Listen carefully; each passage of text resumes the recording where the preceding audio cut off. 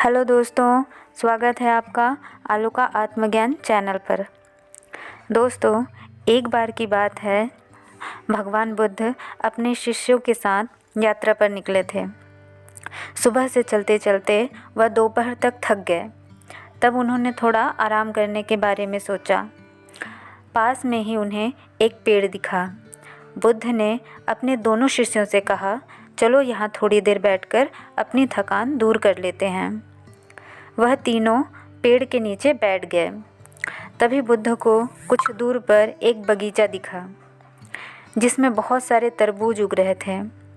गौतम बुद्ध ने अपने शिष्य आनंद से कहा, मुझे बहुत प्यास लगी है, उस घर पर जाओ, मालिक से एक तरबूज की मांग करके ले आओ ताकि हम अपनी प्यास शांत कर सकें।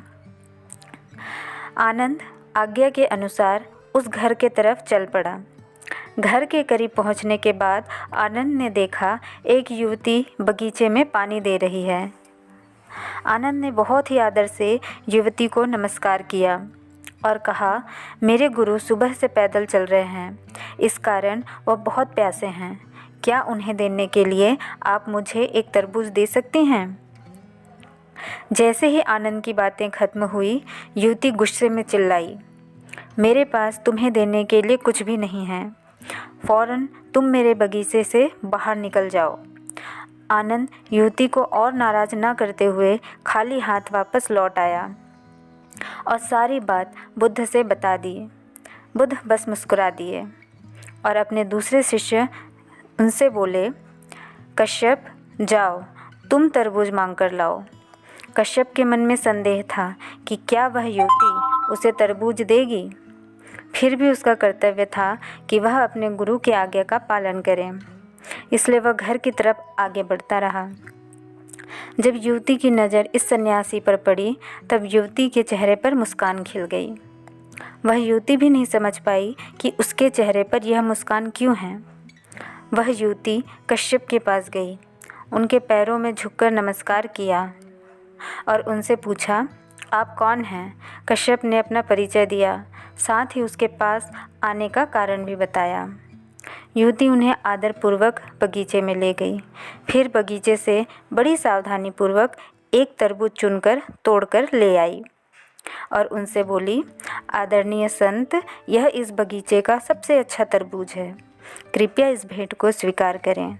कश्यप भी युवती के इस व्यवहार से काफ़ी हैरान थे। कश्यप आभार व्यक्त करते हुए वहाँ से लौटने लगे। आनंद ने देखा कि कश्यप एक बड़ा तरबूज लेकर लौट रहे हैं।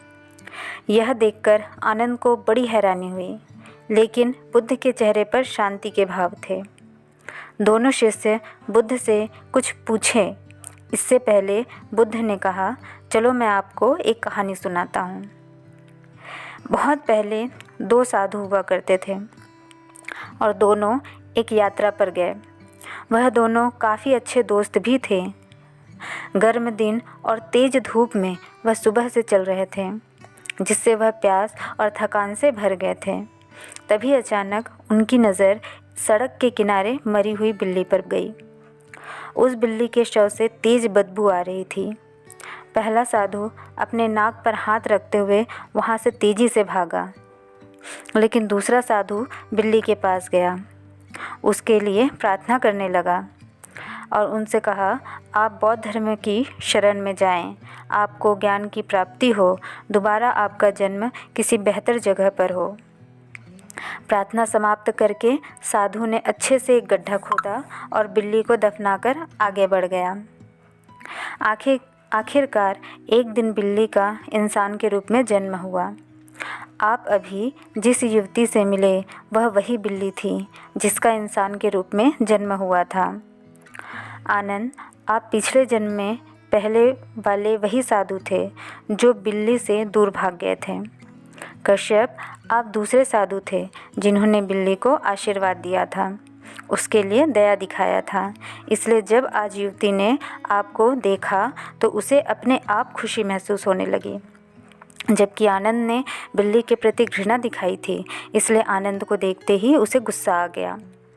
कश्यप को वह बिना मांगे तरबूज भेंट करना चाहती थी और आनंद के अनुरोध के बाद भी इनकार करना चाहती थी। इस कहानी को सुनने के बाद दोनों शिष्यों ने जाना कि हम सभी प्राणियों के लिए मन में दया भाव रखना चाहिए। सबको एक तरह का सम्मान देना चाहिए, क्योंकि हम दूसरों को जो दया और प्यार दिखाते हैं या जो नफ़रत और क्रूरता दिखाते हैं वह लौट कर एक न एक दिन हमारे पास ज़रूर आता है। दोनों शिष्यों को इस कहानी को सुनने के बाद महान सीख प्राप्त हुआ।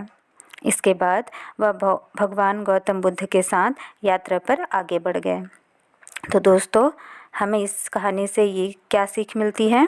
तो हमें इस कहानी से यह शिक्षा मिलती है कि हमारे कर्म एक न एक दिन लौटकर हमारे पास आ ही जाते हैं, चाहे वह अच्छे हों या बुरे हों। इसलिए हमें सबके प्रति दया और प्रेम भाव रखना चाहिए, ताकि हमारे लिए भी कहीं न कहीं से दया और प्रेम आ सके। तो दोस्तों, उम्मीद करती हूँ कि आप लोगों को ये कहानी बहुत पसंद आई होगी और इनकी शिक्षाओं को आप अपने जीवन में ज़रूर उतारेंगे। तो चलिए, मैं अब आप लोगों से मिलती हूँ अपने अगले वीडियो में। तब तक के लिए बाय।